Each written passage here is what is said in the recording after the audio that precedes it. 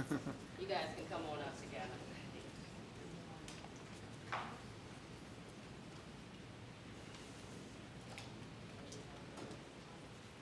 You want to just go back?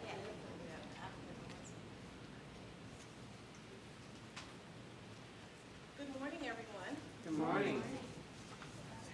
We have the pleasure of having Director Lisa Mallory here. She's the Director of the DC Department of Employment Services. Lisa Maria Mallory has over 25 years of experience in private, public, and non-profit organizations. She has served with the DC Department of Employment Services, DOES, since February 2010 as the Chief Operating Officer, and most recently as Deputy Director of Operations. Prior to DOES, Lisa was Senior Vice President at ICF International. She also served as Senior Vice President of Policy and Consulting at the Fannie Mae Foundation, where she led the Policy and Consulting Group, directed the Fellowship and Leadership Development Programs, and worked with national leaders and major trade associations to share knowledge and promote best practices in housing, education, and community development. Lisa served as the director of the Center for Innovation and Reform in Washington, D.C., where she led the reform of district agencies, including the Department of Human Resources, the Office of Contracting and Procurement, and the Department of Consumer and Regulatory Affairs. She was also a member of the Senior Executive Service at the U.S. Social Security Administration and the U.S. Department of Health and Human Services, where she served as Special Assistant to the Deputy Secretary. In this capacity, she was detailed to the White House as Chief of Staff and Deputy Director of former Vice President Al Gore's National Performance Review. Lisa holds an MBA in International Business from the George Washington University and a BS in Business and Technology Management from the University of Maryland. Lisa is fluent in Spanish and conversational in Italian, French, and Portuguese. That's wonderful. Good morning. It's just really a pleasure for me to be here, and let me tell you why. I have been working campaigns for years, Democratic campaigns, more recently President Obama's campaign, where we actually had to go out and, on your own dime, go to Florida, knock on doors, get chased by dogs, all that. I mean, seriously, with people that are not well-intentioned actually opening the doors and putting the dogs on you. This is a serious race, and as we see what's going on with Florida already, I can state, with what's, this unfortunate situation outside of Orlando, there's a lot of hatred out there, a lot of individuals that will stop at nothing to make sure that President Obama gets out of office, and we're not going to let that happen. So I urge all of you to, and it's costly because you use your own time, you have to travel on your own dime, all of that. But we also have a sisterhood where, if you're going to different areas, you can actually get, people can board you. There are all kinds of ways that many of the other groups do, and we don't necessarily do that because we kind of figure, we're going to stay in a hotel, those types of things. But I urge all of you to really take the time to go out, because we cannot just assume that it's going to be very easy because we think he's done a great job, because it's not going to be. There's a lot of hatred, as you can see, with what's going on with the young, with Trayvon in Florida. There's a lot of hatred out there in our communities. And so we need to make sure that we are out there, that we're vocal. I actually represent both the Hispanic and the African American community in one person, because I am both. Although some people will say, well, you're not black enough, and other people say you're not Hispanic enough, but I don't care, because it's all about us as women, as minority women, working together to make sure that our issues are addressed. So I'll officially go into my role of the department, but I'm really passionate about obviously the Democratic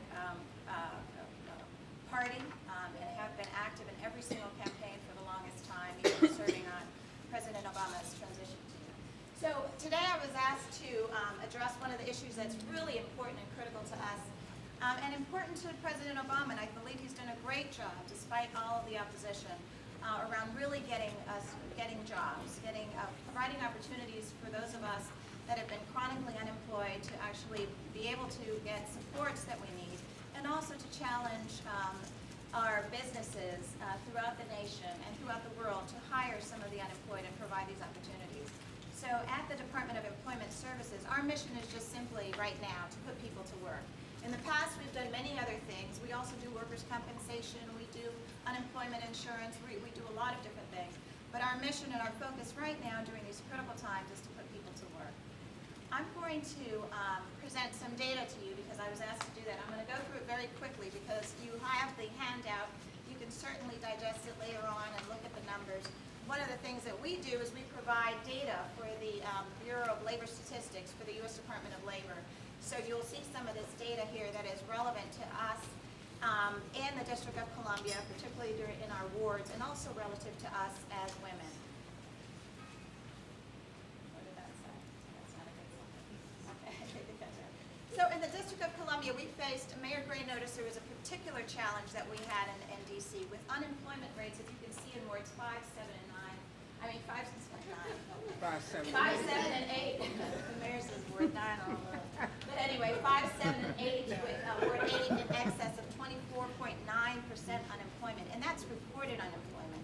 And we all know, for those of us that have been in Ward 8 and do a lot of our work in Ward 8, that the unemployment rate in Ward 8 is much higher than 24.9%. But actually, this is, you know, when you're looking at unemployment rates in some parts of DC that are 2%, and we're looking at 24.9%, that is why at DOES we are focusing many of our resources, most of our resources, on wards 5, 7, and 8. If you can actually see this slide, so these are the wards and the numbers of the unemployed, and as you can see a little bit more detail about, this is in January 2012, the unemployment rate, we're happy to say, has been decreasing based on some of the efforts that we have undertaken, and also based on the national trend towards job creation and jobs that have been filled. So we're really excited about the fact that even though we still continue to have these high levels of unemployment, that we are seeing some changes. You can go to the next slide. Thank you. And this is an eyesore slide, but you can look at it on your in your handout. What this is basically stating is that as you in the District of Columbia, we have many different occupations. And the occupations and how they exhibit themselves, or the availability of occupations here versus the national numbers, is a very interesting contrast. For example, if you see the management occupations, which is the second percent, 10% of the individuals that are unemployed are in the District of Columbia, when nationally it's actually 4%. So we're seeing some sharp contrasts in different occupational levels, different occupational areas, I should say, in the District of Columbia versus the national trend that we're seeing. Go to the next slide. Again, this is another chart that shows our change in population and the shifts. Ward 8 used to be the most populated ward in the city. The population of Ward 8 has been decreasing. We're seeing these trends. The population decreases, as you can see, Ward 8 here. The color chart will actually show you for wards 4, 5, 6, and 7 how the trends have impacted and the change in how the population has shifted in the District of Columbia. We can go to the next slide. And this again shows the percentage change in population. Notice Ward 8, how drastic this is over here in terms of the change in population, but also notice wards 5 and 7.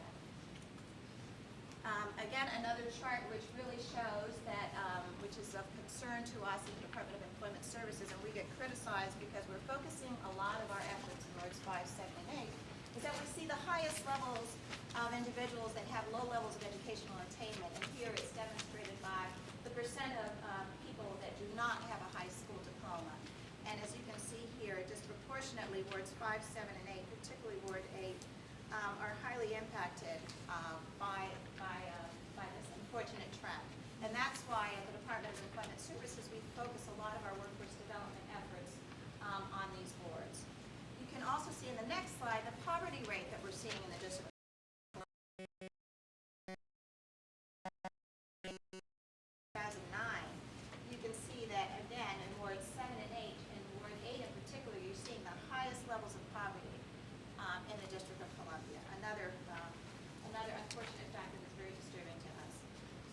One of the things that we look well, and we look at a lot of data, but it's the percentage of individuals that don't have a car, households without a car. And that really has an impact because there are a lot of jobs. I've actually traveled to the airport authority at the Reagan Airport. And they have jobs in Dulles as well as in at National. But many of our folks in our population cannot travel to those areas, particularly to Dulles, because they don't have a car. So this really impacts your mobility really. We see that in wards 7 and 8 in particular, there's some high levels of disproportionate individuals that have a car. And so imagine those that do not have a car, and that's a disturbing trend to us as well. A lot of our work, we provide subsidies and other employment opportunities. We actually have to give transportation stipends to individuals so they can travel in the metro or using some other form of transportation. The next slide shows the individuals with TANF, which is a temporary assistance for needy families. Again, another disproportionate, another instance where it disproportionately impacts those individuals in wards 5, 7, and 8, where you're seeing a large number of families that receive TANF, in particular in wards 8. In ward 8, there's 25% of the families receive TANF, and that's about 16,000